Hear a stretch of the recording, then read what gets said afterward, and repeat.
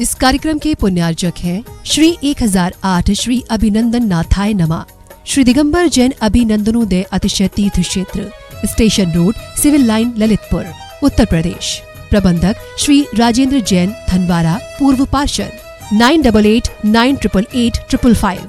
प्रबंधक श्री मोदी पंकज जैन, वरिष्ठ पार्षद, 9450037469। अंतर्गत श्री दिगंबर जैन समाज पंचायत समिति रजिस्टर्ड, ललितपुर, उत्तर प्रदेश। अध्यक्ष इंजीनियर अनिल जैन, अंचल, 9415112333। महामंत्री doctor Akshay Jain Tadaiya, 9415509458। Senior manager Sharad Kumar Jain, Malaya, 7080732808। Bank का नाम सेंट्रल बैंक ऑफ इंडिया, शाखा SVJ inter college, Lalitpur, Uttar Pradesh, 284403। खाता नाम श्री पार्श्वनाथ दिगंबर जैन अतिशय क्षेत्र, क्षेत्रपाल मंदिर, स्टेशन रोड, ललितपुर। खाता क्रमांक 5269974732। IFSC code CBIN 0283297। आपके द्वारा दिया गया दान ATG एवं 12A में आयकर मुफ्त रहेगा।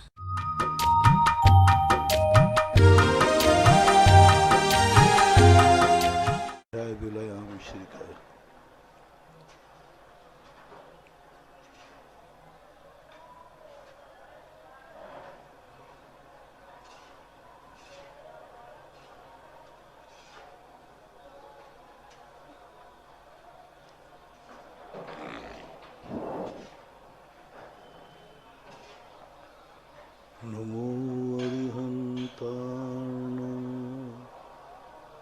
नमो सिद्धाणं, नमो आयर्याणं, नमो वज्रायाणं, नमो लोये सवशाहूर्णम्।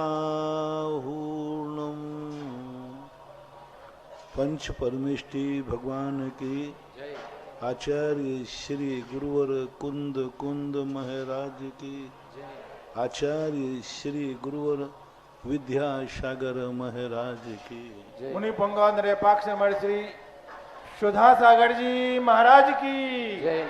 परम पूज्य मुनि श्री 108 पूज्य सागर जी महाराज की, समस्त मुनि संघ की जय। आज की प्रथम जिज्ञासा में राजीव जैन शब्दार्थी अमरपाटन, गुरुदेव के चरणों में बारंबार नमोस्तु। आपकी जिज्ञासा है, 8 वर्ष से कम उम्र के बच्चों से भगवान जी का अभिषेक करवा देते हैं, क्या आगम के अनुसार सही है? हम पुजारीगण ऐसे कार्य को रोकने के लिए क्या करना चाहिए या फिर मौन रहे इस संबंध में? रोकना चाहिए और माता पिताओं को भी 8 वर्ष से कम बच्चों से अभिषेक कराने से उनको दोष लगता है और बच्चों के ऊपर गलत प्रभाव पड़ता है। यदि बच्चा थोड़ा सा भी अभिनय करेगा तो बच्चे की ज़िंदगी बनेगी नहीं, बिगड़ेगी। छोटे बच्चों से कोई गुरुओं का या शास्त्रों की कोई दुश्मनी नहीं है। जो छोटे बच्चों को क्यों मना करते? छोटे बच्चों को आहार दिलाना, छुआना, भगवान को छुआना, गुरु को छुआना, इससे तुम्हारे लिए लाभ नहीं है, हानि है। अब तुम लोग समझते हो कि बच्चे को वो पड़ेगा, नहीं, नुकसान है। आगम ने कोई बात कही है तो समझ लेना चाहिए, कुछ सोच के कही है। इसलिए परिवार के लोगों को 8 वर्ष से छोटे बच्चों को अभिषेक से दूर रखना चाहिए, उनको आहार दान से दूर रखना चाहिए। इसी में बेटे का भला है और आप अपने बेटे को अच्छे संस्कार, अच्छा पुण्य कमाना चाहते हैं तो दूर रखें, अन्यथा कोई भी साइड इफेक्ट आपका पड़ेगा तो आप दोनों तरफ से जाएंगे। सार्थक जैन, सागर, मध्य प्रदेश। मेरे आराध्य गुरुदेव के चरणों में मेरे परिवार का त्रिकाल नमोस्तु। आपकी जिज्ञासा है, अगर किसी कन्या के माता अजैन पिता जैन हैं तो उस लड़की से विवाह आदि करते समय माता पक्ष, अब ये सब चीज़ें हम यहाँ से लाइव में नहीं बता सकते, कानून नहीं, ये एक्सीडेंटल केस हैं। एक्सीडेंट केसों को कोई कानून नहीं बनाया जाता। इसका तात्कालिक परिस्थितियाँ क्या हैं, किस रूप में हैं, उस पर अलग से ऐसे सार्वजनिक प्रश्नों के जवाब, इन प्रश्नों के जवाब सार्वजनिक नहीं दिए जाते, प्रश्न भी नहीं करना चाहिए। अनीता जैन, रामगंज मंदिर, कोटा। गुरुदेव के चरणों में बारंबार नमोस्तु। आपकी जिज्ञासा है, चक्रवर्ती कहाँ से आकर जन्म लेते हैं और मरकर कहाँ जाते हैं? चक्रवर्ती नियम से स्वर्ग से ही आते हैं, मर कर के नरक भी जा सकते हैं। ऐसा। श्रीमती नविता जैन, कोटा, राजस्थान। गुरुदेव के चरणों में बारंबार नमोस्तु। आपकी जिज्ञासा है, कारण विपर्यास, भेद अभेद विपर्यास, स्वरूप विपर्यास को सर्वार्थ सिद्धि पुस्तक में बताया है, पर आप सरल उदाहरणों से स्पष्टीकरण कीजिए, समझ में नहीं आ रहा। जिस कारण से जो कार्य नहीं होता है, उस कारण से उस कार्य को सिद्ध करना कारण विपर्यास है। जैसे मिथ्या दर्शन, मिथ्या ज्ञान चारत से मोक्ष मानना, ये कारण विपर्यास है। कार्य विपर्यास, जो कार्य जिस कारण जो कार्य है ही नहीं, जिस कार्य की सिद्धि ही नहीं होना उससे, ऐसे कार्य को सिद्ध करने का प्रयास करना जो मिथ्या है। प्यास बुझाने के लिए अग्नि खा रहा है तो प्यास बढ़ेगी कि घटेगी? संसार बड़ा मिथ्या दर्शन ज्ञान चारत से मोक्ष पाना चाह रहा है, मोक्ष मिलेगा नहीं, संसार मिलेगा। तो विपरीत कार्य होना, ऐसे कार्य को, जैसे सम्यक दर्शन ज्ञान चारत से संसार की कामना करना, सम्यक दर्शन ज्ञान चारत से पाप को प्राप्त करने की कामना करना, ये कार्य विपर्यास है। सम्यक दर्शन मोक्ष का कारण है, लेकिन वो संसार की सिद्धि करना चाह रहा है, तो कार्य करना। जैसे धर्म से हमें हमारे पापों का क्षय हो, वो धर्म से ही पाप कर रहा है। भगवान शांतिनाथ की माला फेर करके बहुरूपणी सिद्ध करके भगवान के शांतिनाथ के नाम से वो हिंसा में सफल होना चाहता है, कार्य विपर्यास। एक होता है भेदाभेद विपर्यास। भेदाभेद विपर्यास वो कहलाता है जिस अपेक्षा से भेद होना चाहिए उसमें नहीं करता है, जिस अपेक्षा से अभेद होना चाहिए उसमें अभेद नहीं करता है। जैसे गुण गुणी में अभेद हो सकता है तो वहाँ तो पृथक करता है, और पर पदार्थों में सर्वथा भेद है तो वहाँ अभेद करता है। पर पदार्थों में तो अभेद करेगा और स्वयं पदार्थ में भेद करता है, भेदाभेद विपर्यास कहलाता है। एक स्वरूप विपर्यास होता है, जैसा स्वरूप है वैसा नहीं मानता। चोखे देव का जो स्वरूप है वैसा ना मान करके अन्य रूप से उनका स्वरूप मानना, खोटे देवों का जो स्वरूप है वह चोखे देव को मानना, खोटे को चोखा मानना, ये स्वरूप विपर्यास है। चोखे को खोटा मानना ये स्वरूप विपर्यास है।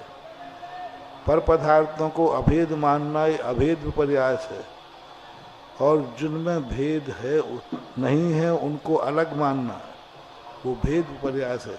इस प्रकार के चार विपर्यास हैं, कारण विपर्यास, कार्य विपर्यास, स्वरूप विपर्यास और भेदाभेद विपर्यास, ये कहलाते हैं। ऐसा किसी जीव को यथार्थ श्रद्धा के अभाव में आत्मा परमात्मा के स्वरूप का बोध हो सकता है क्या? यदि हाँ तो कैसे, और नहीं तो क्यों नहीं? किसको? किसी जीव को यथार्थ श्रद्धा के अभाव में आत्मा नहीं हो सकता, कदापि नहीं हो सकता। क्यों नहीं हो सकता? साहिल जैन, मेहरौनी। गुरुदेव के चरणों में बारंबार नमोस्तु। आपकी जिज्ञासा है, जाप करने में ज्यादा पुण्य है कि पूजा करने में? सब चीज का अलग महत्व है। पूजा अलग फल देती है, जाप अलग फल देता है, ध्यान अलग फल होता है। जैसे तुम्हारे लिए जीवन में सब तरफ से सब ठीक है, लेकिन कोई धन का अभाव है, धन पूरा है लेकिन शरीर स्वस्थ नहीं है, शरीर स्वस्थ है लेकिन घर में कलह है, सब कुछ ठीक है, पड़ोसी खोटा है, तो एक ही प्रकार का पुण्य नहीं है। जितने प्रकार की समस्याएं हैं उतने प्रकार का पुण्य चाहिए। इसलिए पूजा के स्थान पर पूजा करो, जाप के स्थान पर जाप करो। एक दूसरे की पूर्ति मत करो कि इससे यह हो जाएगा, इससे हो जाएगा। पानी पीने से प्यास ही बुझेगी, भूख मिटने वाली, और भोजन करने से भूख ही मिटेगी, प्यास बुझने वाली नहीं है। तो जिस चीज से जो है वही करना चाहिए, अन्य नहीं। नैवेद्य अस्सा जैन कोठा से गुरुदेव के चरणों में बारंबार नमोस्तु। आपकी जिज्ञासा है, महाराज श्री जी, आप जब किसी संकट में आते हैं तो किस तीर्थंकर का स्मरण अचानक से हो जाता है और आप क्या भावना भाते हैं? मुझे भी वही भावना करना है। आप किसी संकट में आते हैं तो कौन से तीर्थंकर को याद करते हैं? उन्हें भी उसी को याद करना है। मेरी नकल मत करो, थक जाओगे। मेरा मामला उल्टा है, बिल्कुल उल्टा है। संकट के समय हम बिल्कुल भी किसी भगवान को याद नहीं करते, और जब मेरे सुख के दिन हैं तब भगवान को खूब याद करते हैं। मेरे अनुसार चलोगे तो बहुत मुश्किल है। मेरा नेचर तो उल्टा ही चलता है। जब संकट आता है मैं किसी भगवान को नहीं पुकारता, मैं खुद निपटता हूँ, खुद निपटता हूँ। हम तो अच्छे दिन भगवान को देते हैं, बुरे दिनों का सामना मैं खुद स्वयं करता हूँ। अच्छा मन, अच्छा धन, अच्छा विचार, अच्छे सब कुछ जब मैं अच्छा होता हूँ तो बिल्कुल बड़ों को मैं सूचना भी नहीं देता। मैं भगवान के सामने कभी आज तक ये नहीं कहा है भगवान मैं संकट में हूँ, क्योंकि मुझे मालूम है भगवान मुझे बहुत चाहता है, बहुत चाहता है, और मेरे दुख को दे सुनकर के वो दुखी हो जाएगा। बस मैं कितने दुखी हो जाऊं, मैं अपने दुखी से भगवान को दुखी नहीं करूंगा, क्योंकि भगवान मुझे बहुत चाहता है। तुम लोग कहते हो ना, अब भाई देखो संकट, लेकिन उससे मत कहना, क्योंकि वो मुझे बहुत चाहता है, वो सहन नहीं कर पाएगा, बहुत दुखी हो जाएगा। जब कोई आप लोग कोई सीरियस होता ना, वो मर भी गया, तो समाचार क्या देते हो? आप जल्दी आ जाओ, थोड़ा सीरियस है, और पता है वो चला गया। क्यों किया? क्योंकि तुम्हें मालूम है कि लोग इतना चाहते हैं सुन करके, बस बस ऐसे ही हमें भगवान इतना चाहता है कि मेरा दुख सुन करके बेचारा शांति भंग हो जाएगी। इसलिए मैं तो भगवान को अच्छे अच्छे दिन सुनाता हूँ, जिससे भगवान मेरा कभी दुखी ना हो, मैं दुखी बना रहूं, मेरा भगवान दुखी ना हो। मैं विकल्पों में बना रहूं, मेरे बड़े लोगों को विकल्प नहीं होना चाहिए। हम भगवान को सुख नहीं दे सकते हैं तो दुखी करने का अधिकार नहीं है। हम किसी को शांति नहीं दे सकते हैं तो किसी को अशांति क्यों करें। हम किसी को निर्विकल्प नहीं कर सकते हैं तो विकल्पों में क्यों डालें। अब मेरा सिद्धांत बिल्कुल ऐसा। और तुम्हारा? जिस दिन भर विकल्प कराते महाराज जी, आपको दिन भर दुख की बातें बताते। बस वही तो कह रहे, तुम नहीं निपट पाओगे मेरे से। तुम तो कुछ सबसे ज्यादा, तुम्हें विकल्प हो गया नहीं, वो महाराज को पहले विकल्प करा देते। महाराज जी को बताएंगे खुद। छोटों को, छोटे लोग बड़ों को जल्दी बता देते। उनको यही पता नहीं है कि सुन करके कितने दुखी हो जाएंगे। तो या तो तुम ये जानते हो कि महाराज हमें चाहता तो कुछ है नहीं, हमारे दुख सुन करके इसको कोई फर्क नहीं पड़ना, क्योंकि चाहते ही नहीं। लेकिन मुझे तो मालूम है मेरा भगवान मुझे बहुत चाहता है, बहुत चाहता है। वो मेरे दुखी देख ही नहीं सकता, इसलिए मैं सदा उनको हंसता हुआ चेहरा दिखाता हूँ। मैंने आज तक भगवान को रोता हुआ चेहरा नहीं दिखाया, उतरा हुआ चेहरा नहीं दिखाया। भगवान के सामने भली अंदर से कितनी दुख हो, हम हंसते हुए दिखाते हैं, जिससे भगवान को ये लगे कि बेटा बहुत खुश है और अंदर की बात जो है सो है। महावीर की यही सबसे बड़ा पुण्य के बंध का कारण होता है, सबसे बड़े पुण्य का। हम किसी को विकल्प नहीं कराएंगे, हमारा कर्म हम खुद भोगेंगे। अच्छा जैन मांगरोल, गुरुदेव के चरणों में बारंबार नमोस्तु। आपकी जिज्ञासा है, तत्वार्थ सूत्र अध्याय 1 सूत्र क्रमांक 32 को सर्वार्थ सिद्धि से समझना है। सूत्र है सादस्तो रवि से साद अद्रक्षो लब्धे ऋण मदबत। 32 नंबर सूत्र का अर्थ समझना है। क्या समझ बड़ो? उसमें 7 नयों का वर्ण जो हैं, जो उन्मत्त है, मिथ्या दृष्टि है, वो मिथ्या दृष्टि क्या करता है? शराबी के समान। जैसे शराबी व्यक्ति इच्छा पूर्वक क्रियाएं करता है, उसको कुछ नहीं मतलब, कभी माँ को माँ भी कह देगा, कभी माँ को पत्नी कह देगा, पत्नी को माँ कह देगा, और माँ को कभी पत्नी को पत्नी भी कह देगा, सत्य भी बोलेगा लेकिन होशपूर्वक नहीं बोलेगा, मन में आ गया तो असत्य भी बोलेगा। जैसे उन्मत्त व्यक्ति सत और असत को यद्रक्षोपलब्धे रुन्मत्वत सत्सतोर यद्रक्षोपलब्धे, माने इच्छानुसार सुछंद पूर्वक जिसको जो आया, कभी भगवान को भगवान कह दिया, कभी भगवान को गाली दे दी, कभी सत्य को सत्य मान लिया, कभी सत्य की मजाक उड़ा दी। सत्य तो सत्य और असत में इच्छा पूर्वक जो प्रवृत्ति करता है उन्मत्तवत, जैसे कि वो शराबी व्यक्ति होता है, उसके अनुसार उसका कोई भरोसा नहीं कब क्या कर ले। शराबी व्यक्ति आ जाए, कब बहुत जल्दी पैर छूने लग जाए, और कब आ जाए तो थप्पड़ मार दे, कोई भरोसा नहीं। सद असत तो अविशेषात, जिसमें सत और असत में संपूर्ण में यद्रक्षोपलब्धे रुन्मत्वत, जिस प्रकार की उसकी इच्छा होगी उसी रूप वो उपलब्ध करता है, ऐसा मानो। श्रीमती चंदा डॉक्टर मगन जैन, आष्टा मध्य प्रदेश। मेरे आराध्य गुरुदेव को बारंबार नमोस्तु। आपकी जिज्ञासा है, विश्रूपचय रूप से कर्म किस तरह से रहते हैं?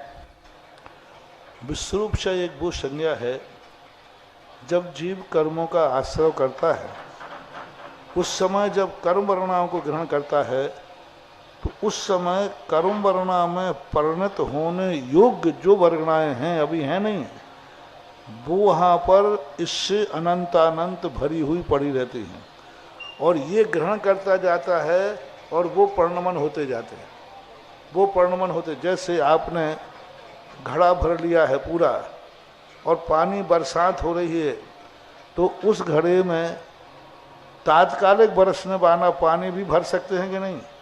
बूंदें गिर सकती कि नहीं? गिरती हैं। तो विश्रूपचय यानी हमने ग्रहण नहीं किया, ग्रहण करते हुए आ जाना। गींधा मिट्टी का लौंदा है, आपने गींधे मिट्टी के लौंदा बना दिया, उसी समय हवा भी चली, जिसको आप लेना नहीं चाहते, नीचे धूल भी थी, वो धूल भी लौंधे के रूप में परिणत हो गई कि नहीं? हो गई। तो विश्रूपचय है, तो जहाँ कर्म वर्णाएं विद्यमान हैं, वहाँ कर्म वर्णा में परिणत होने योग्य अभी ऐसे स्कंद पुद्गल भरे पड़े हैं जो कर्म वर्णा में परिणत योग्यता है, लेकिन परिणमन नहीं किए हैं। जैसे तुमने ग्रहण किया उसी समय वो परिणमन कर जाते हैं, ऐसा द्रव्य वहाँ रहता है, उसको विश्रूपचय कहते हैं। विश्रूप यानी स्वाभाविक रूप से, उपचय यानी संचय हुआ है, हमने ग्रहण नहीं किया है, ग्रहण करने में आ गया है। दीनंद जैन ललितपुर, गुरुदेव के चरणों में बारंबार नमोस्तु। आपकी जिज्ञासा है कि जब जुलाई अगस्त महीने में पसीना बहुत आता है, उस समय अभिषेक करते समय यह डर लगा रहता है कि यह पसीना वेदी पर ना टपक जाए, ऐसी स्थिति में क्या करें? क्या पसीना की हालत में हम लोग गंदोदर लगा सकते हैं? पहले तो आप अपना पसीना सोच के रखें, और दूसरी बात है अपने शरीर को, कपड़े को पूरा बांध के रखें। पसीना आएगा भी तो वह सूख जाएगा, और बस बाकी तो जो स्वाभाविक नैसर्गिक आ रहा है तो आ रहा है। और अब आजकल लोग, आप लोग जहाँ भीड़ ज़्यादा होती है तो आप आधुनिक यंत्र लगा ही लेते हैं, पंखे आदि लगा लेते हैं, कुछ कर लेते हैं। आपकी व्यवस्था है, आप अपनी व्यवस्था अनुसार करिए, जहाँ तक बने रोकने का प्रयास करो, बाकी शरीर की जो प्रक्रिया है उसको कौन रोक पाता है। डॉक्टर सुनील जैन संजय ललितपुर, गुरुदेव के चरणों में बारंबार नमोस्तु। आपकी जिज्ञासा है, श्वेतांबर परंपरा में अनुयोग का विभाजन प्रथम शताब्दी माना जाता है, दिगंबर परंपरा में भी ऐसा कोई उल्लेख है या अनुयोग विभाजन परंपरा से प्राप्त है? अनुयोग विभाजन कब से हुआ? कृपा समाधान की कृपा करें। अनुयोग का विभाजन सबसे पहले हमारे यहाँ पूज्यवर समंत्रभद्र महाराज ने किया।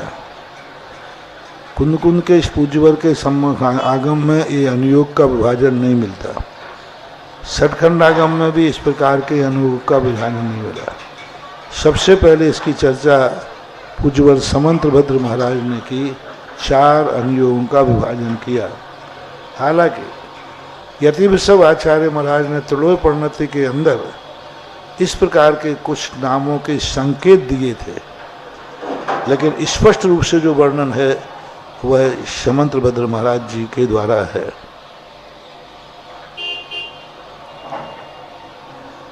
डॉक्टर मगन जैन आष्टा, मेरे आजाद गुरुदेव के चरणों में बारंबार नमोस्तु। आपकी जिज्ञासा है कार्बन वर्गनाएं किसे कहते हैं, इनका स्पर्धक रूप परिवर्तन कैसे होता है? कार्बन वर्गनाएं पुद्गल वर्गनाएं हैं। पुद्गल वर्गनाओं का एक निश्चित रूप से इकट्ठित हो जाना, सभी स्कंद तो बहुत बड़े बड़े हैं, लेकिन उस क्वालिटी के संग्रह किए हुए, जैसे पत्थर तो सभी हैं, लेकिन अलग प्रकार का पत्थर हो वो पन्ने का रूप धारण कर लेता है। अलग प्रकार के पृथ्वी के परमाणु हीरा का रूप धारण कर लेते। इसी प्रकार से पुद्गल परमाणु एक विशेष कर्म रूप परिणत करने की योग्यता जिनमें है, उन परमाणु को ग्रहण करना। आज दोपहर में जब पर्याप्ति अधिकार का विषय आया तो यही कहा, जीव जब जन्म लेता है तो सारे पुद्गल परमाणु को ग्रहण नहीं करता, उन परमाणु को ग्रहण करता है जिन परमाणुओं से शरीर बनता है, जिन परमाणुओं से इंद्रियां बनती। इंद्रिय पर्याप्ति का अर्थ क्या? इंद्रिय में परिणमन करने योग्य परमाणु को ग्रहण करना। परमाणु तो बहुत सारे हैं 9 कर्म के, लेकिन वे परमाणु ग्रहण करना जिन परमाणुओं से आंख बनती है, जिन परमाणुओं में देखने दिखाने की शक्ति है, उन परमाणुओं को ग्रहण करना। कर्ण इंद्रिय 5 इंद्रिय पर्याप्ति हैं, जिसमें 5 हैं। तो कानों के योग परमाणु ग्रहण करना, रसना के योग परमाणु स्थापित करना, स्पर्श के योग परमाणु, ये सब परमाणु भिन्न भिन्न हैं। कान के जो परमाणु हैं वो यहाँ आँख में देखने का काम नहीं करेंगे। आँख के परमाणु कान में ग्रहण करने, मुंह में ग्रहण करने, चखने का काम नहीं करेंगे। जैसे वनस्पति के पत्ते सब हैं, लेकिन हर पत्ते का रस अलग अलग है। कुछ पत्ते शीतल होते हैं, कुछ पत्ते उष्ण होते हैं, कुछ पत्ते दुर्गंधयुक्त होते हैं, कुछ सुगंधित होते हैं। ऐसे ही इन 9 कर्म वर्गनाओं में होता है। तो अलग अलग जितने शरीर में अवयव हैं, उन शरीर के अवयवों के अलग अलग परमाणु ग्रहण करते हैं। योग्यता सामान्य से एक हैं, लेकिन उन प्रत्येक परमाणु में भिन्न भिन्न शक्ति है। जैसे हमने कहा सैंडस्टोन भी पत्थर है कि नहीं, मार्बल भी, पन्ना भी, हीरा भी, ये सब पत्थर हैं। लेकिन कुछ परमाणु ऐसे बनते हैं जिसमें हीरा का गुण आए, कुछ पुद्गल परमाणु ऐसे हैं जो पन्ने का गुण आए। इसी प्रकार से कार्बन वर्गनाओं को जानना चाहिए कि जितनी पर्याप्तियां हैं सबके, कुछ वर्गनाएं ऐसी हैं जो भाषा रूप हैं, कुछ वर्गनाएं ऐसी हैं जिनसे वचन बनता है, कुछ वर्गनाएं ऐसी हैं जिनसे स्वाद। अब हवा सारी इतनी हवा है, ये हवा का नाम ऑक्सीजन नहीं है। इसी हवा के अंदर ऑक्सीजन अलग ढंग की होती है। ऐसी सारी ऑक्सीजन चली जाए हमारे मुंह में तो तूफान चले तो हमारा तो पेट ही फट जाएगा। नहीं, इसी हवा के अंदर कुछ विशेष क्वालिटी की होती है। अब यदि जैसे मान लीजिए थोड़ा सा मनोरंजन करें, ऑक्सीजन होती है तो मास्क लगा देते हैं। क्यों ना अपन जो साइकिल में पंप भरने वाला हवा है वो मुंह में डाल करके 10-5 पंप मार दो ना, हवा है कि नहीं, वो टायर में गई कि नहीं। तो ऐसा करो, बोले हवा की कमी आ गई तो उसके मुंह में डालो पाइप, वो साइकिल वाला, और 10-5 पंप लगा दो। बोलो मरेगा कि बचेगा? हवा तो वही है, हवा से मतलब नहीं है। विशेष प्रकार की जो हवा होती है वो ऑक्सीजन बनती है। सभी हवाओं में ऑक्सीजन नहीं है। हाइड्रोजन हवाएं सब हैं, लेकिन सभी हवा हाइड्रोजन नहीं है, सभी ऑक्सीजन नहीं है। हाइड्रोजन और ऑक्सीजन मिलेगा तो पानी बन जाएगा। ऑक्सीजन सभी में, ये जितनी हवाएं चल रही हैं ये सब ऑक्सीजन नहीं है, विशेष प्रकार की। तो इसी प्रकार का स्थिति मानना चाहिए कि कर्म वर्गणाएं नाना नाना प्रकार की हैं, लेकिन वो सब चीज़ों पर अलग अलग रूप बनता है। ऐसा बीरेन जैन टोनी, ज्ञानोदय गौशाला प्रभारी अजमेर। गुरुदेव के चरणों में बारंबार नमोस्तु। आपकी जिज्ञासा है कि अभी नारेली में संयोजक, आपके आशीर्वाद से संयोजक बनने का सौभाग्य मिला है। वर्तमान में गौशाला सर्व सुविधाओं से परिपूर्ण है। आपके चरणों में निवेदन है कि आपके आशीर्वाद से हम ऐसा और क्या प्रयास व योजना बनाएं कि ज्ञानोदय तीर्थ क्षेत्र नारेली गौशाला को विश्व स्तर का एक अनोखी पहचान दिला सकें, जो अन्य लोगों के लिए प्रेरणादायक हो। सबसे पहला तो अपन को एक ही काम करना है, जिस पशु को हम दया भाव से रख रहे हैं उसको हम कितना सुख दे सकते हैं और उसके सुखी देखकर हम सुखी हो सकते हैं। एक दूसरा कार्य है कि गौशालाओं को प्रेरणा देने के लिए हमें गौशाला को प्रोफेशनल बनाना चाहिए। गौशाला को इतना ज़्यादा हम उपजाऊ बना दें कि दूसरे लोग गौशाला खोलने लग जाएं। गौशाला खर्चीली ना हो, क्योंकि खर्चीली गौशाला देख करके दूसरे लोग गौशाला खोलने से डरते हैं। अरे भाई फलानी गौशाला में वहाँ की कमेटी बहुत परेशान है, कर्जे में है, पैसा नहीं हो रहा है, दान नहीं आ रहा है, तो दूसरे लोग डर जाते। ऐसा बनाओ गौशाला को कि लोगों से देख कर कहें गौशाला खोलने से हमें इतने लाख रुपए की बचत होती है, जिससे हम और परोपकार के कार्य करते हैं। यदि गाय पशु जो है कमाई का साधन बन जाए तो कोई व्यक्ति काटेगा नहीं उसको, क्योंकि जीवित पशु से ज़्यादा कमाई है मारने की अपेक्षा, तो कोई नहीं मारेगा। लोगों को तो पैसा चाहिए, चाहे जिंदा में मिले चाहे मार के मिले। मार के मिलता है तो मारते, और उतना उसको जिंदा में मिल लग जाए तो यदि गाय को हम जिंदा रखेंगे तो हमें 2-5 हज़ार रुपये महीने की इनकम हो जाएगी, तो क्यों मारेगा। एक मजदूर 300 रुपये की मजदूरी करने जाता है, कितना रुपये मिलता है मजदूर को? 304 जो भी मिलता हो।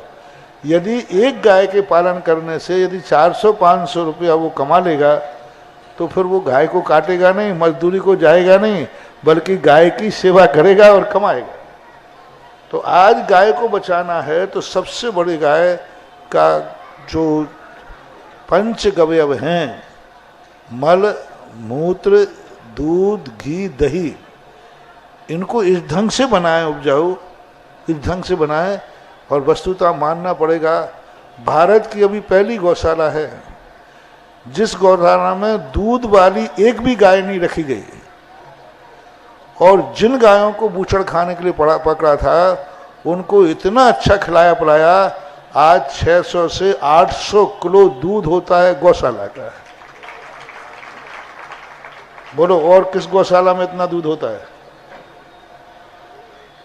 600 से 800 किलो दूध। क्यों? कोई गाय दूध वाली गायें रखें? एक भी गाय नहीं। वो जो बूचड़ खाने से पकड़ी हुई गायें थी, बछड़े बछड़ियां थी, उन्हीं को खिला पिला करके इतना उपयोग कर दिया कि वे ही गायें दूध दे रही। मुझे ध्यान है एक गाय रास्ते में पड़ी थी, मैं वहाँ था उस समय, तो हम शुद्धि करके लौट रहे थे, तो लोग लड़के थे, चलो इस गाय को गौशाला में छोड़ो, बिल्कुल भी। और मैं उस गाय के साथ में गया, मैंने कहा रास्ते में मरेगी, हम नवोकार मन सुनाएंगे। धीरे धीरे आध घंटे में लगभग वहाँ पहुँचे, और ग्वाले से मैंने कहा भाई देखो इस गाय को शांति से रखना और अच्छी तरह रखना, 1-2 दिन में ये चली जाएगी, बहुत अच्छी तरह इसकी सेवा करना। वो गाय जीवित हो गई, स्वस्थ हो गई, मेरा बिहार हो गया। द्वारा बिहार करके मैं गया तो मेरे सामने वो गाय 4 फुट की दीवार छलांग लगा के गई मेरे सामने। तो मैंने कहा भैया गाय ये कैसे गई? बोले महाराज जी वो गाय गई नहीं है, वो कभी नहीं जाती, वो आपको दिखाने के लिए गई है कि आपने जिसे बचाया था मेरे में इतनी ताकत आ गई। और उन्होंने बताया कि ये दोनों टाइम में 6 से 7 लीटर दूध देने लगी है। 2-3 लीटर सुबह, 2-3 लीटर वह गाय जो मरणासन थी। तो ऐसी बात नहीं है, गायों को यदि अच्छी सेवा की जाए, अच्छा खिलाया जाए, तो वो गाय बहुत कमाई का साधन। अब 600 से 800 किलो दूध क्या मायना रखता है, घर घर में दूध जा रहा है, सारे अजमेर में सब जगह दूध जाता है। तो ऐसी गायों के गौशाला खुलना चाहिए। तो गाय को इतना अच्छा प्रोफेशनल बनाओ कि लोग गायों को बचाने लग जाएं, पालने लग जाएं। ऑनलाइन जिज्ञासाओं के पश्चात जिनवाणी चैनल, सुधा कलश चैनल और आदिनाथ चैनल के समक्ष विराजित सभी गुरु भक्तों की ओर से और साक्षात यहाँ पर गुरु चरणों में विराजित सभी राजस्थान में सबसे अच्छी गौशाला इस समय ज्ञानोदय की चल रही है, जिसमें इतना गायों को घर की माँ जैसा वहाँ पाला जाता है, सेवा की जाती है। अभी गौशालाओं के लिए, गायों के लिए आधुनिक गौशाला बना रहे हैं, जिसमें सब पंखा वगैरह सब होगा गायों के लिए, सब सुविधाएं होगी। आधुनिक गौशाला बन रही है अभी वहीं गौशाला के अंदर। तो ऐसा करना चाहिए। सभी गुरु भक्तों की ओर से बारंबार नमोस्तु नमोस्तु नमोस्तु। आज के जिज्ञासा समाधान कार्यक्रम में प्रथम जिज्ञासा रखेंगे engineer Shri Nemi Chand Jain, Delhi, retired chief engineer water development, Bharat सरकार। और इसके बाद तैयार रहें गुरुवर की अनन्य भक्त श्रीमती एकता जैन, दिल्ली, IPS ऑफिसर। महानुभाव ललितपुर नगर का एक नया इतिहास रचने जा रहा है और केवल एक रात मात्र का समय अपन सभी के बीच में बाकी है। जिन महानुभावों में अभी अपने घरों पर चर्चा नहीं की है, वो आज रात को बैठ करके संपूर्ण सदस्य मिलकर के इस विषय पर चर्चा करें, सलाह मशवरा करें कि कल हमें क्या करना है। और कोशिश ये करें कि कल देखना पूरा पांडाल भरा हुआ होगा और पूरी ललितपुर की जैन समाज अभिनंदनोदय तीर्थ क्षेत्र के डोम पांडाल में एकत्रित होगी। तो आप लोग कोशिश करें कि सभी परिवार के जन एक साथ बैठें, क्योंकि आप सभी ने ये देखा होगा कि जब गुरुवर के समक्ष उनके सानिध्य में कोई बोलियां होती हैं तो फिर फोन लगाने का भी समय नहीं मिलता, आप फिर उस समय सलाह मशवरा नहीं कर पाएंगे। इसलिए आप एक साथ बैठें या अपने घर पर चर्चा करें। महाराज श्री 1993 के बाद ये प्रथम अवसर है जो ललितपुर के गली गली, मोहल्ले मोहल्ले, घर घर में एक गजब का उत्साह नजर आ रहा है। हर दुकान पर जहां पर भी 10 लोग इकट्ठे होते हैं, केवल एक ही चर्चा चल रही है कि इस बार के पंचकल्याणक में महापात्र कौन बनेगा, सौधर्मेंद्र कौन होगा, कुबेर कौन होगा। महाराज श्री 2 महापात्र तो हमारे पास ऐसे आए जिनकी सामर्थ्य है, योग्यता है, आपके परम भक्त हैं। उनका कहना केवल इतना सा है कि भैया जी आप ये बताओ कि हम ये जो महापात्र हैं, सौधर्मेंद्र है, कुबेर है, महायज्ञ नायक है, माता पिता है, हम इनमें से क्या बने। हमने कहा आप क्या दान दे सकते हैं, कितना आप करेंगे। बोले इसकी चिंता मत करो, आप तो ये बताओ कि इनमें से सब सर्वोत्कृष्ट पद कौन सा है। हमने कहा ये हम नहीं बता पाएंगे, ये जिज्ञासा हम शाम को गुरुजी के समक्ष रखेंगे, गुरुजी ही बताएंगे कि सबसे उत्कृष्ट पद कौन सा है और हमें कौन सा पद ग्रहण करना चाहिए। तो हर घर में ये चर्चा हो रही है। महाराज श्री समाधान करें। आपके पास शरीर है ना, इसमें सबसे अच्छा उत्कृष्ट कौन सी इंद्री है और कौन सी इंद्री बेकार है? आंख, कान, नाक, मुंह, जब 5 इंद्रियां हैं, इनमें कौन सी इंद्री बेकार है? बोलो ना। जीभ बेकार है? नाक? अरे महाराज वही तो सबसे बड़ी है। कान, हर चीज सुनते समय कान का महत्व है, देखते समय आंख का महत्व है, खाते समय जीभ का महत्व है, सूंघते समय नासिका का महत्व है, छूते समय स्पर्श का महत्व है, चलते समय पैरों का महत्व है, करते समय हाथों का महत्व है, चबाते समय दांतों का महत्व है, पचाते समय आंतों का महत्व है। जय हो। खाते समय दांतों का महत्व, पचाते समय आंतों का महत्व। अब बताओ दांत ठीक है कि आंत ठीक है? जो एक निकाल दो। दांत अच्छे कि आंत अच्छी? दांत नहीं होंगे तो आंत बेचारी कितने खाएगी, पचाएगी, और आंत नहीं होगी तो दांत कितने ही पचा लें। तो इसी प्रकार धार्मिक कार्यक्रम एक समिष्टि का नाम है। हर पात्र यहाँ महत्वपूर्ण होगा, हर पात्र की एक भूमिका होगी, हर पात्र की उपयोगिता होती। गाड़ी में इतने पार्ट होते हैं, उन पार्टों में हर पार्ट का उतना ही महत्व होता है। ये मत सोचो कि राशि कम है तो महत्व कम है। भली बाइल ट्यूब सस्ता है लेकिन मूल्यवान महत्व कितना है? बहुत 4 करोड़ की गाड़ी का यदि 5 रुपए का वाइल ट्यूब नहीं है तो बेकार है, गाड़ी खटारा है। तो सभी पात्र, कोई वाइल ट्यूब के समान होगा, कोई इंजन के समान होगा, कोई स्टीयरिंग के समान होगा, कोई टायर होगा, कोई ट्यूब सब मिलकर के एक गाड़ी है। पंच कल्याणक ही एक ऐसा कल्याणक है जिनका हर पात्र कोई ना कोई भूमिका रखता है। एक पात्र कम होने पर वैसे ही गाड़ी बिगड़ जाती है। जैसे एक टायर निकल जाए, छोटा सा वायर निकल जाता है तो गाड़ी बेकार हो जाती है। ऐसे ही पंच कल्याणक का कोई पात्र को कम मत समझना। हर पात्र की अपने अपने आप में भूमिका है और उसका महत्व है, उसकी उपयोगिता है। उसमें एक पात्र भी कम हो जाता है तो वह प्रतिष्ठा पूर्ण नहीं मानी जाती। यहाँ तक कि अंत में एक 5 मिनट का काम आता है अग्नि संस्कार, अग्नि कुमार देव का अंत में नक्केश को लिए, उसका भी महत्व अलग है। भले वो 10 मिनट का काम है। भरत बाहुबली का महत्व भी अपने आप में अलग है, क्योंकि भले वो एक दिन का 5 मिनट का दृश्य होता है। भरत बाहुबली का स्थान कितनी देर का है? 5-10 मिनट का महत्व होता है जब दीक्षा लेते हैं। लेकिन महत्वपूर्ण इतना है कि जिस मुकुट को तीर्थंकर ने पहना है वो मुकुट तुम्हें उतार करके देते हैं। कितना महत्व हो गया भरत बाहुबली का महत्व, कितना महत्व। वो मुकुट जिसे भगवान ने पहना है वह मुकुट अपना उतार के राजकुमार को देते, भरत बाहुबली को, और अपने मुख से राजगद्दी की घोषणा करते हैं कि जाओ, तीर्थंकर के हाथ से मिला हुआ एक कौड़ी भी अनमोल होती है। और तीर्थंकर अपने मुंह से उनको राज्य की घोषणा करते हैं। मंडलिक महामांडलिक राजा बनते हैं। स्वयं तीर्थंकर बैठकर बंटवारा करते, जाओ तुम महामांडलिक हो, तुम मांडलिक हो।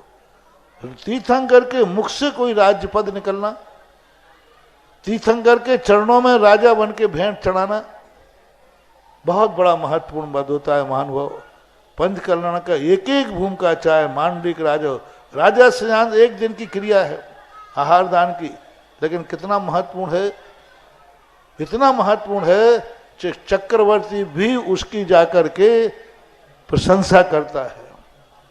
तो जितने महत्वपूर्ण है, तुम तो बस जिसमें नंबर लग जाए नंबर लगाना है, बस जहां फिट बैठ जाओ वहां बैठ जाना, लाइन बस चूकना मत। एक लाइन में नहीं लग पाओ तो 2 में लगना, 2 में तो तीसरे में कम से कम कहीं नहीं लगवाओ तो 5001 में तो लग ही जाना, लेकिन लग जाना लाइन में। 5000 के नंबर के बाद भी नंबर आवे तो नाचना, कम से कम नंबर आ गया। कल कहानी सुनाई थी ना कि वो महाराज से कहा कि तुम्हारे अभी इतने भाव शेष हैं जितने इमली के पेड़ में पत्ते हैं। तो महाराज बहुत खुशी बहुत हुए।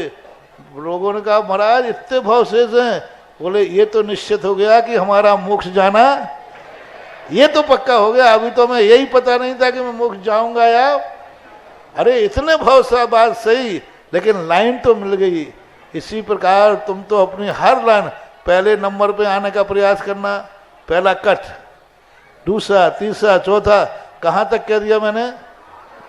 5000 नंबर के बाद भी आए तो भी पंडाल में पूजा के लिए बैठना है, ये मान के कि 5000 बात सही लेकिन नंबर तो आया है।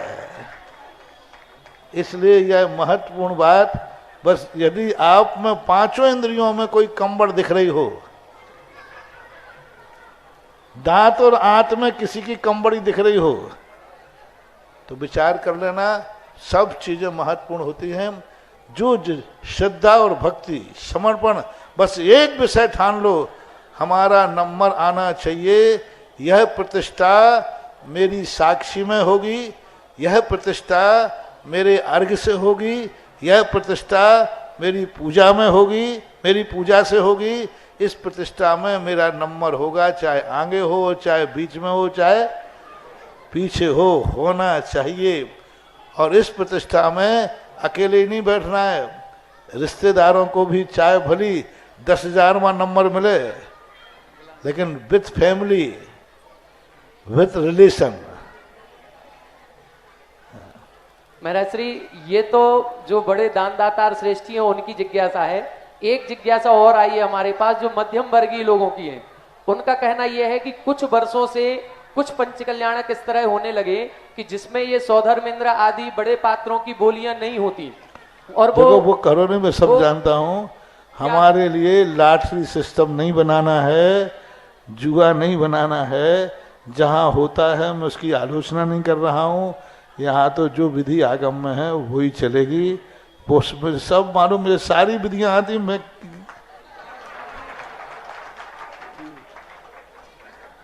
जिज्ञासा करेंगे श्रीमान इंजीनियर नेमी चंद जैन दिल्ली, और तैयार रहें श्रीमती एकता जैन दिल्ली IPS ऑफिसर। पूज्य मुनिराज के चरणों में नहीं, फिर तो ऐसे लाटरी से वैसे कर रहे ना, ऐसा करो फिर आहार को भी हमारे जाने के पहले आप लोग नंबर डाल दो। जिसका आ जाए महाराज से कहते महाराज आज वहाँ जाना है, उसका खुल गया लॉटरी का नंबर।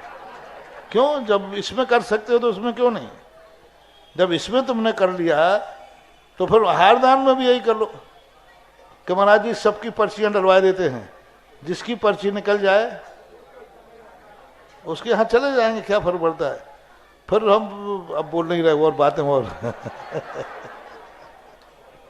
पूज्य द्वय मुनिराज के चरणों में मेरी ओर से, मेरे परिवार की ओर से, रोहिणी दिल्ली जैन समाज की ओर से त्रयवार नमोस्तु नमोस्तु नमोस्तु। महाराज श्री, मेरी जिज्ञासा ये है कि जो ये देवियों के नाम आते हैं, श्री, हिरी, धृति, कीर्ति इत्यादि, और उन आता है कि उन वो कमलों पे रहती हैं, उसी तरह 56 कुमारियों के नाम आते हैं, लेकिन उनके देवों इत्यादियों के नहीं आते हैं। तो क्या ये देवियां, इनकी आइडेंटिटी अलग होती है और ये देवों के साथ रहती हैं या अकेली ही रहती हैं, और इनका महत्व फिर देवों से भी ज्यादा है क्या? नहीं, इनका जो है देवियों में कोई कुमारी नहीं होती, और ये जो 56 कुमारियां देवियां आती हैं ये 13वें दीप में रहने वाले भवनवासिनी और व्यंतरणी जो होती हैं उनमें से आती हैं। 13वें रुचकवर दीप में अलग अलग कार्य करने के नियोगनी हैं। किसी किसी अर्वाचीन आचार्य ने श्री, हिरी, धृति, कीर्ति, बुद्धि, लक्ष्मियाँ इनको भी लिया है, लेकिन हरिवंश पुराण में और यतिवृषभ आचार्य महाराज ने उन 13वें दीप में स्थित रहने वाली देवियों को ही कहा। अब ये कुमारियाँ होती हैं तो वहाँ कुमारी और कुमार, जैसे भवनवासियों में कुमार लगता है, कुमार का अर्थ वे कुंवारे नहीं हैं और कुमारी का अर्थ कुंवारी नहीं है। किसी भी आगम में किसी भी देवी को कुंवारी का उल्लेख नहीं मिलता। देवों में जरूर मिलता है, लोकांतिक देव और 12वें स्वर से ऊपर के देव जो हैं प्रविचार से रहित होते हैं, लेकिन देवियां प्रविचार से रहित होती हैं ऐसा आगम का कोई उल्लेख दृष्टिगोचर नहीं हुआ। कोई भी कहीं ऐसा नहीं कहा कोई देवी प्रविचार से रहित है। देवों का तो जरूर लिखा है, ऐसा बता। जिज्ञासा करें श्रीमती एकता जैन दिल्ली IPS ऑफिसर। इसके बाद तैयार रहेंगे ब्रह्मचारी भैया डॉक्टर धर्मेंद्र जी, प्राकृत भाषा विकास अधिकारी, केंद्रीय संस्कृत विश्वविद्यालय जयपुर। सांसद तीर्थ क्षेत्र के लिए किस लेकर के आ रहे हैं श्री रविंद्र, सुनील, सुधीर, आशीष, समस्त बिल्ला वाले परिवार आ जाएं, कृपया जिज्ञासा करें। नमोस्तु गुरुदेव, नमोस्तु गुरुदेव। महाराज जी, जब हम शुद्ध भोजन बनाते हैं तो शीतकाल में 7 दिन की मर्यादा है मसालों की, ग्रीष्म काल में 5 दिन की है। मेरी जिज्ञासा ये है कि जैसे दक्षिण भारत है या बॉम्बे जैसे क्षेत्र हैं, वहाँ तो पूरे साल ही गर्मी रहती है, शीतकाल आता ही नहीं, तो वहाँ मर्यादा 5 दिन की मानी जाए कि 7 दिन की? तो जो मौसम वहाँ है, यदि गर्म मौसम रहता है तो वो मौसम मान लिया जाए। बरसात यदि निरंतर होती है तो बरसात का मौसम माना जाए। हमारे यहाँ जुलाई अगस्त से मतलब नहीं है। हमारे यहाँ लिखा है बरसात में, गर्मी में और ठंड में, जहाँ 12 मासी ठंड पड़ती है कश्मीर वगैरह में, तो वहाँ शीतकाल की मर्यादा चलेगी। जहाँ 12 मासी बरसात होती है तो वहाँ बरसात की मर्यादा चलेगी। और जहाँ 12 मासी गर्मी पड़ती है, जैसे यहाँ गर्मी पड़ती है, तो गर्मी की मर्यादा। मौसम से मतलब है, महीनों से मतलब नहीं है। नमस्ते महाराज जी। जिज्ञासा करें ब्रह्मचारी भैया। डॉक्टर जैसे धर्मेंद्र जी। दूसरा है, यहाँ पर अभी शाम जल्दी हो जाती है, मान लो 6 बजे हो जाती, और जब शिखर जी जाओ तो वहाँ तो 5:30 बजे हो जाती। तो वहाँ भोजन कोई कहे हमारे तो 6 बजे का नियम है। किसने कहा? 6 बजे का नियम नहीं है, रात होने के पहले खाना है। दक्षिण भारत में जाओ और कई स्थानों पर 24 घंटे दिन रहता है, तो 24 घंटे खाएंगे। हाँ, उनके यहाँ कोई रात है, 24 घंटे सूर्य उदय है, तो वो 24 घंटे उनको कोई काल वर्जित नहीं है। आलोकित पान भोजनानि, यानी सूर्य का प्रकाश रहना चाहिए। तो 6 महीने जहाँ है तो पूरे कभी भी खावे भोजन, और जहाँ 6 महीने रात है वहाँ क्या होगा? देखो मामला तो दोनों तरफ एक है। जब 6 महीने दिन है तो 24 घंटे खाने की छूट है, और जहाँ 4 महीने रात है वहाँ 24 घंटे नहीं खाने की छूट है। 6 महीने का उपवास करो, अन्यथा ऐसे क्षेत्र को छोड़ देना चाहिए। नमस्ते महाराज। इसके बाद तैयार रहे श्रीमती मधु जैन टीकमगढ़। अनिल कांता, राजुल, अंकुर अग्रिम, अंकित जय, मोहन मावा परिवार किस्त लेकर के आ रहे हैं शांतोदय की। पूज्य मुनिश्री के चरणों में नमोस्तु। पार्श्व भाग में विराजमान मुनिश्री के चरणों में नमोस्तु। महाराज श्री जिज्ञासा ये है कि सूच्यंगुल, प्रतरांगुल, पल्य, सागर आदि जो अलौकिक गणित है, साधक की साधना में और मोक्ष मार्ग में इसका क्या महत्व है, और 7 तत्वों के जानने में क्या यह अलौकिक गणित प्रयोजनभूत है, और प्रयोजनभूत है तो कैसे है? तत्व है, जो कुछ भी है वो किसी न किसी की पर्याय है। जहर जानने योग्य है, क्यों? वो साधक तो नहीं है, लेकिन जहर इसलिए जानना है कि वो खाने योग्य नहीं है। पल्योपम आदि इसलिए जानना है जिसको जान करके हमें वैराग्य भाव होता है। इतने सागरों पर्यंत तक जीव रहता है फिर भी आकुलता से भरा है। इतने सागरों पर्यंत तक जीव नरकों में पड़ा रहता है। 1 दिन नहीं, 2 दिन नहीं, 33 सागर। और सागर कितना बड़ा है? एक छोटा से पाप करने पर 33 सागर की सजा। जेल के कानून की धारा पढ़ने से क्या लाभ है? 302 धारा में ये होता है, इसमें ये होता है। पढ़ने से क्या फायदा है? पढ़ने से ये फायदा है कि जब वो गलत कार्य करने जाएगा तो वो धारा याद आ जाएगी, तो वो पाप से बच जाएगा। जगत काय स्वभाव व संवेग वैराग्यार्थम, इन सब चीजों को पढ़ करके वैराग्य धारण होता है। इतने काल तक हम संसार में भ्रमण करते रहे। 1 इंद्री पर्याय इतनी है, 2 इंद्री में इतने गए, नरकों में इतने पड़े, 84 लाख योनियों का वर्णन पढ़ते, 199 कुल कोटि का वर्णन करते ही माथा हिल जाता है, वैराग्य भाव आ जाता है। कुल कोटियाँ इतने प्रकार के जीव जंतु होते हैं।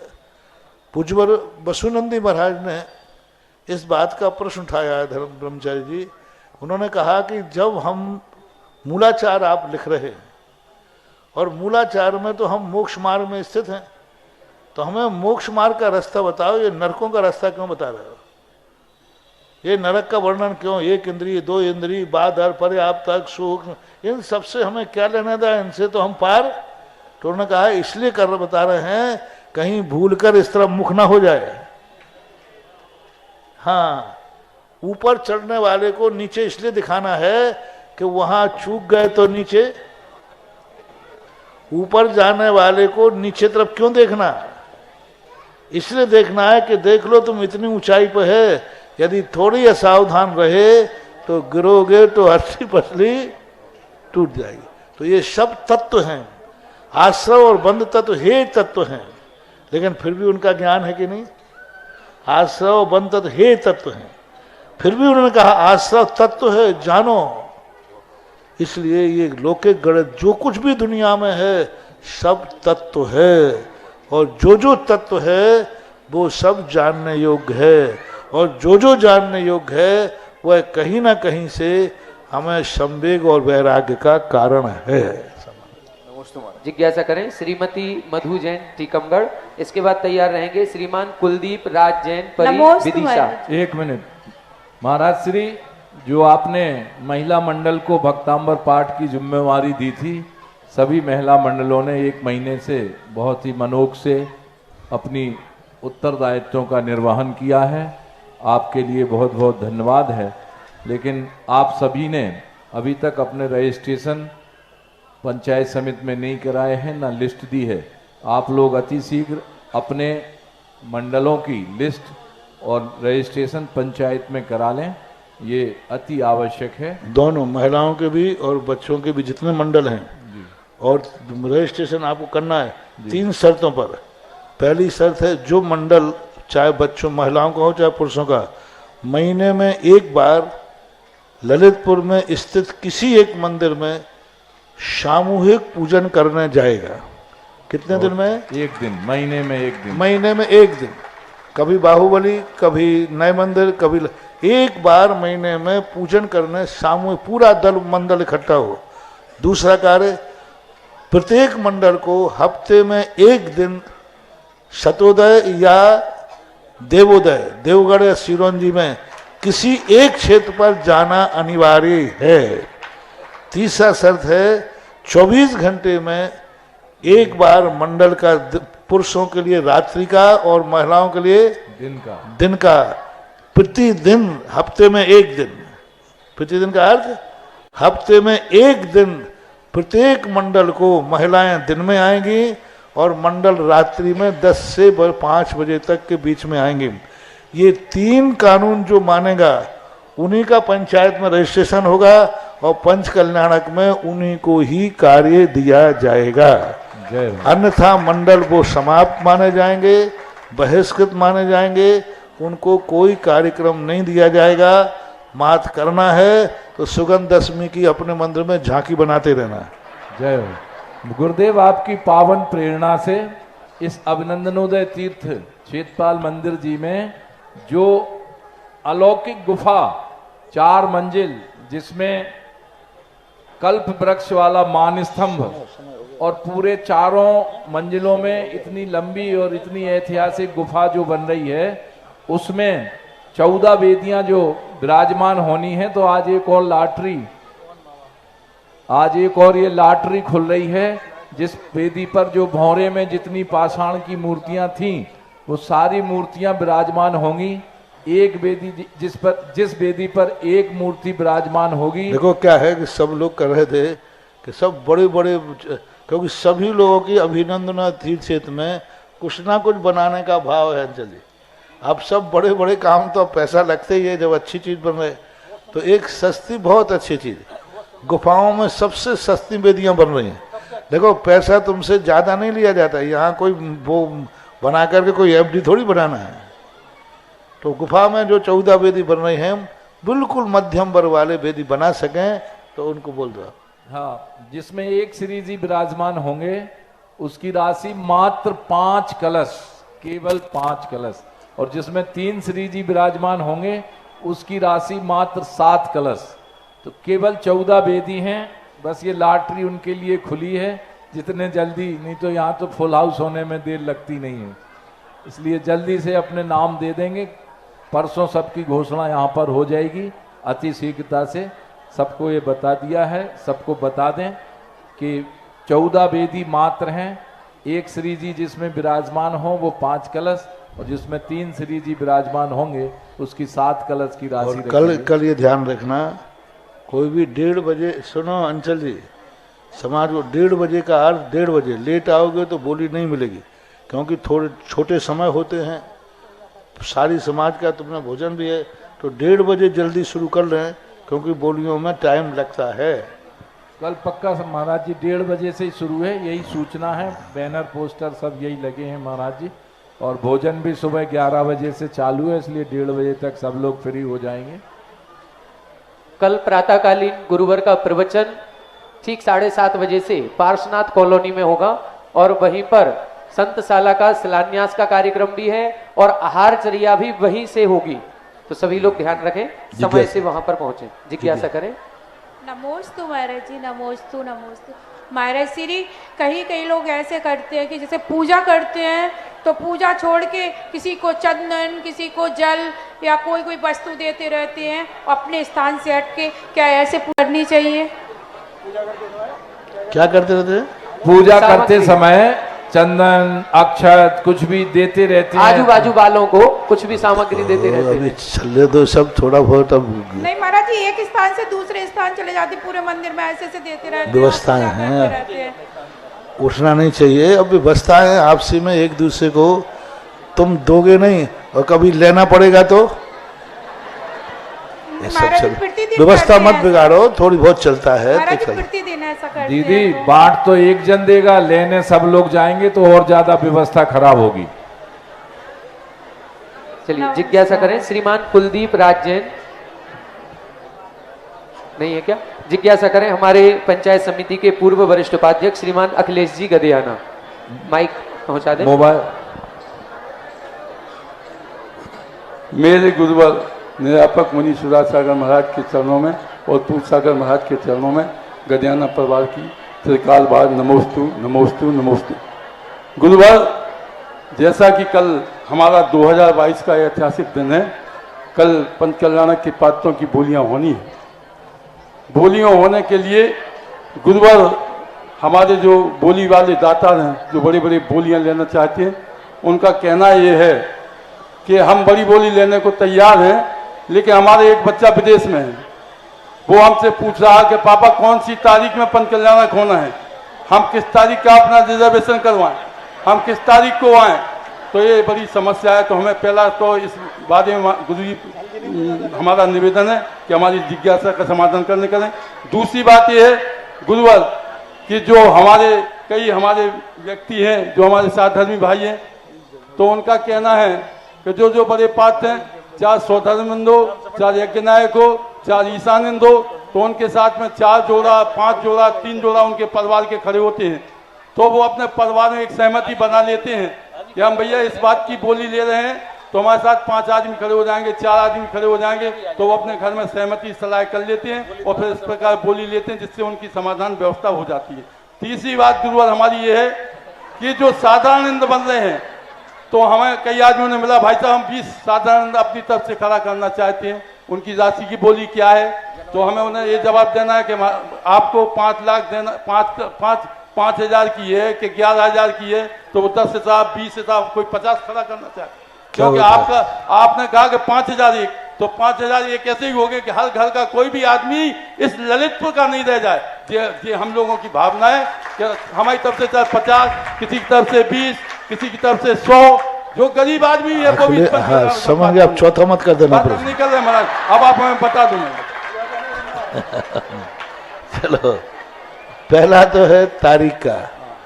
देखो तारीख तो मेरी तरफ से तो चतुर्मास के पहले ही तारीख निश्चित थी, और तुम्ही ने तारीख बदली है, मैंने तारीख नहीं बदली है। तुम्हारी निर्माण कमेटी ने तारीख बदली है। मेरी तरफ से तो तारीख बिल्कुल चतुर्मास के पहले थी कि चतुर्मास के समापन के बाद पहला जो मुहूर्त निकलेगा वही यहाँ का पंच कल्याणक होगा। ये चतुर्मास के पहले घोषित पहला मुहूर्त, जो पहली तारीख मुहूर्त शुरू है, क्योंकि चतुर्मास के बाद शुरू होते ना।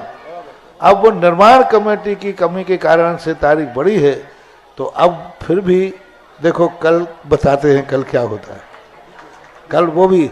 दूसरी बात है कि जो दूसरा क्या था, बड़े पात्रों में कितने जोड़े उनके साथ में खड़े होते हैं हर पात्र। दूसरा कुछ और था, विदेश में रहने वाले जो व्यक्ति, वो तो तारीख की बात है। कोई बात देखो बड़े पात्रों में सबसे बड़ी क्या है, ये बहुत बड़ी प्रक्रिया है पंचकल्याणक, दस्तूर की क्रिया है। तो जो तुम लोग परिवार के लोग बड़े पात्रों के साथ करते हैं, वे स्टेज पे ऊधम करते हैं, वो कहते हैं हम सौधर्मबिंद के फलाने हैं, हम सौधर्मबिंद के मामा हैं, मौसा हैं, भाई हैं। तो वे इतनी गुंडागिर्दी करते हैं कि सारे दस्तूर खत्म हो जाते हैं। आपकी सुनिए नहीं मैं बता रहा हूँ, वो तो सुनो, पर वही तो कह रहा हूँ, फिर ऐसे गुंडागर्दी के लिए मुझे गुंडागर्दी पर उतरना पड़ता है। ये कह रहा हूं मैं। ब्रह्मचारी प्रतिष्ठाचार्य को भी फिर अपना रूप दिखाना पड़ता है। तो सबसे बड़ी शर्त है कि जो मुख्य इंद्र होंगे, हम जोड़े तो 11 कर देंगे, 21 कर देंगे, उसमें कोई फर्क नहीं पड़ने वाला। लेकिन वो इंद्राणी, उनके परिवार के लोग सब जहां सामान्य इंद्र बैठेंगे वहां बैठेंगे, मुख्य इंद्र के साथ में नहीं बैठेंगे, क्योंकि ये सिद्ध चक्र मंडल विधान नहीं है, कल्पद्रुम महामंडल विधान नहीं है। जिसको संकल्प कराया गया क्रिया वही करेगा। मान लो स्वधर्मेंद्र है तो स्वधर्मेंद्र ही क्रिया करेगा, उसका भाई भी नहीं, पिता भी नहीं, रिश्तेदार भी नहीं। तो सबसे बड़ी व्यवस्था ये रहेगी, इंद्रों की छूट कल अपन तुम लोग तय कर लो, जितना करना हो, मुझे कोई आपत्ति नहीं, लेकिन मुख्य इंद्र ही स्टेज पर रहेगा। बाकी जितने तुम्हारे इंद्र बनेंगे परिवार के रिश्तेदार, वे सब सामान्य इंद्रों के साथ ही बैठेंगे। ये शर्त के साथ निर्णय आप लोग कर लेना, और तुम बहुत समझदार हो, तुम ही निर्णय कर लेना। पंचायत महत्वपूर्ण है महाराज। नहीं, तुम ही निर्णय करना, कोई बात नहीं।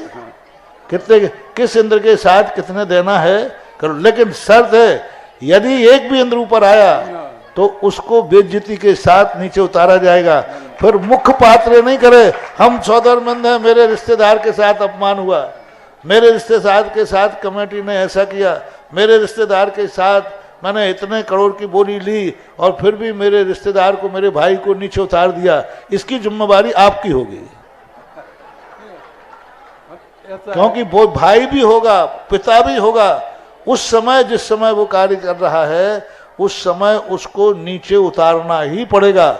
वो इंद्र लेते समय ये नहीं कह सकता है कि मैंने बोली ली है, मेरे परिवार को नीचे क्यों उतारा गया। तो ये जिम्मेवारी आपकी रहेगी, कमेटी की रहेगी। और ये विचार, तीसरी बात है, जो व्यक्ति स्वयं इंद्र नहीं बन पाते हैं, दूसरों को बाहर वाले हैं, कोई गरीब लोग हैं, उनकी राशि को यदि खोलना चाहते हैं, उनको यदि आप बनाना चाहते हैं तो बनाना चाहिए। हमारी तरफ से 100 गरीब लोग इंद्र बैठे, फलाने को बैठा लें, बैठालते हर पंचांग में होता है। राजस्थान में बड़े बड़े सेठ बैठते नहीं हैं, लेकिन वे अपनी तरफ से इंद्रों को बैठालते हैं। तो आप बैठाल सकते हो। राशि इसलिए नहीं बताएगी पहले, तुम व्यापार तो तुमने किया ही, अभी भले कम कर दिया हो। नहीं, अब तो करते नहीं महाराज, करते ही नहीं हो, पहले तो किया है ना। हाँ, किया है। तो पहले तुम थोक का माल बेचते हो कि रिटेल का? थोक का माल। हाँ, तो पहले बड़े इंद्रों की बोली हो जाना, तो फिर इनकी कर देंगे। ठीक है, नमस्कार। अरे चिंता मत करो, तुम सब इंद्र बैठो, तुम्हारी जो कुवत होगी उस कुवत में बैठाल देंगे, चिंता तो मत करो। नमस्कार। बस शर्त है शक्ति छुपाना नहीं। इस दरबार में जिसकी शक्ति है उसने छुपाई तो ध्यान रखना जो शक्ति है वो भी चली जाएगी। इस दरबार में अमीर व्यक्ति यदि गरीब बनेगा तो उसको गरीब होना ही पड़ेगा। शक्ति छुपाना नहीं, शक्ति नहीं है तो यहाँ गज मोती भी कम है और यहाँ मक्के के दाने भी बहुत है। गज मोती भी कम है और मक्के के दाने भी पर शक्ति मत छुपाओ। बस शक्ति है तो चूको मत, क्योंकि यही बीज गरीब को अमीर बनाएगा। खाली हाथ नहीं बैठना है, बाकी की बातें अब व्यवस्था करो। आज से तुम अपनी सारी जनता की शिकायत तो तुम लाओ, क्या क्या चाहते हो। जनता शिकायत मंत्री अखिलेश गद्याना, हाँ, सबकी तरफ की मांगे लाओ, क्या क्या है। बस ध्यान रखना, इस भगदड़ को संभालना भी तुम्हें ही पड़ेगा। आज की पावन आरती का सौभाग्य सुने। आज एक जो अपने चिकित्सालय है ना, नेत्र चिकित्सालय, उसके लिए अपन ने अशोक जी को प्रभारी बनाया था। इन्होंने अपनी कमेटी दे दी है कि ये लोग उस कार्य को करेंगे।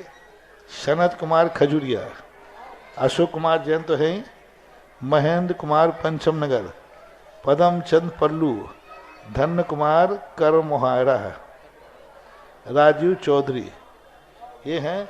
क्योंकि महावीर क्षेत्र का महावीर नेत्र चिकित्सालय कमेटी को सौंपा था, आप जिसको भी करना चाहें तो करो। उन्होंने अशोक का नाम रखा और उन्हीं की सहमति से ये 5-6 लोग हैं। हमें व्यक्ति से कोई मतलब नहीं, तुम्हें और बढ़ाना हो तो बढ़ा लेना, लेकिन बस काम करना चाहिए, काम होना चाहिए बस। और दूसरी बात है, कोई भी चीज़ अब क्वालिटी की होना चाहिए। ऐसी अभी कल अंकित बाबू भी आए थे, उन्होंने कहा महाराज जी अस्पताल की बिल्डिंग ऐसी बनना चाहिए कि जाते ही उसकी आधी बीमारी तो बिल्डिंग को देख के ही दूर हो जाए। हर चीज की क्वालिटी होना चाहिए। ललितपुर स्तर का बिल्डिंग नहीं बनना चाहिए। ललितपुर स्तर का जो स्टैंडर्ड है वो बहुत लो है, बहुत लो है। इसका बनना चाहिए ऐसा स्टैंडर्ड बिल्डिंग का कि लोगों को लगे कि कोई बॉम्बे हॉस्पिटल तो नहीं है, शंकर नेक चिकित्सालय तो नहीं है चेन्नई का। ऐसी चीज का बनाओ हर चीज में। देखो अंकित बाबू का अब ललितपुर में नहीं, बाहर रहते हैं, उनका सोच बहुत बड़ा है, बच्चे का बहुत सोच बड़ा है, बहुत अच्छा उसका इतना बढ़िया सोच है विस्तृत में कि नहीं अच्छी चीज बनाओ, थोड़ी बने लेकिन अच्छी बने।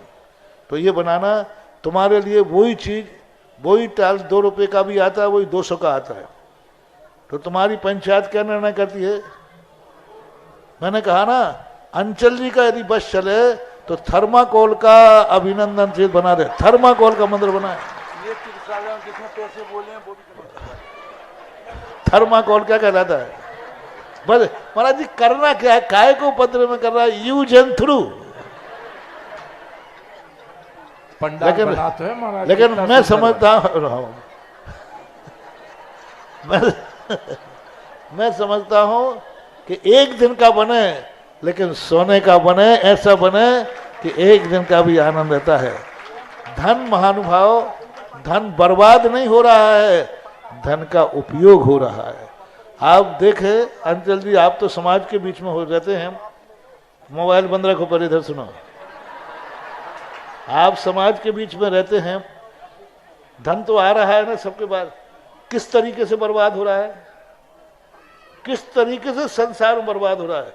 पापाचार, अत्याचार, किस तरीके से धन में, धर्म में तो कितना खर्च कर रहे हो, कितना खर्च, 1-2% खर्च होता है, सारा पैसा पापों में जा रहा है।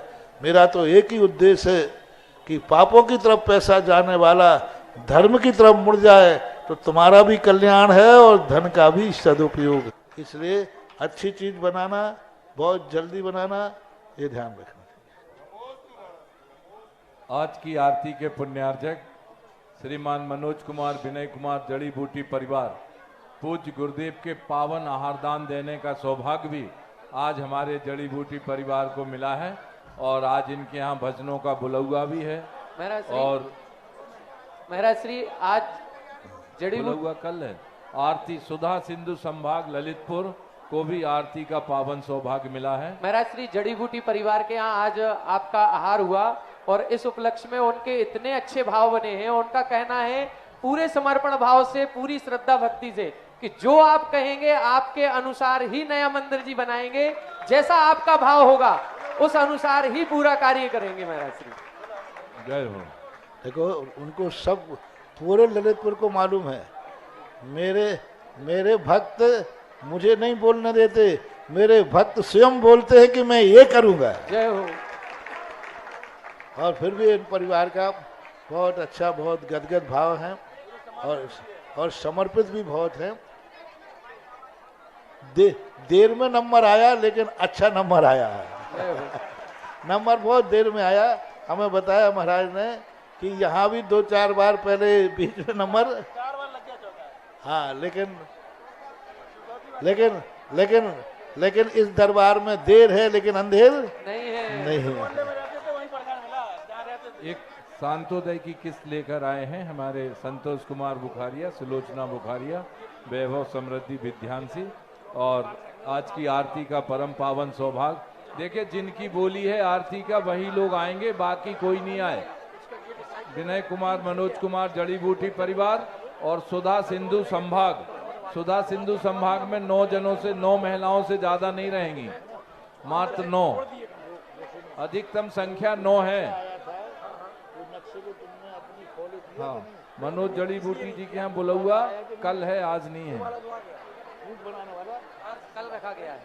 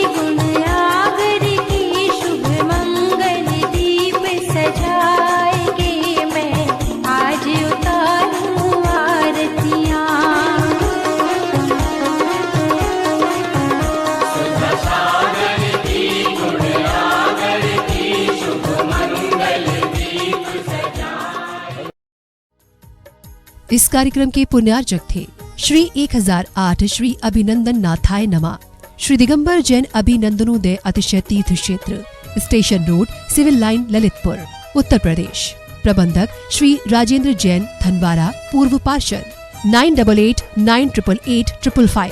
प्रबंधक श्री मोदी पंकज जैन, वरिष्ठ पार्षद, 9450037469। अंतर्गत श्री दिगंबर जैन समाज पंचायत समिति रजिस्टर्ड, ललितपुर, उत्तर प्रदेश। अध्यक्ष इंजीनियर अनिल जैन, अंचल 9415112333। महामंत्री डॉक्टर अक्षय जैन टड़ैया 9415509458।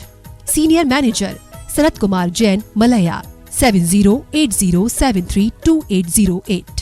बैंक का नाम सेंट्रल बैंक ऑफ इंडिया, शाखा SVJ inter college, Lalitpur, Uttar Pradesh 284403। खाता नाम श्री पार्श्वनाथ दिगंबर जैन अतिशय क्षेत्र, क्षेत्रपाल मंदिर, स्टेशन रोड, ललितपुर। खाता क्रमांक 5269974732। IFSC code CBIN 0283297। आपके द्वारा दिया गया दान 80G एवं 12A में आयकर मुफ्त रहेगा।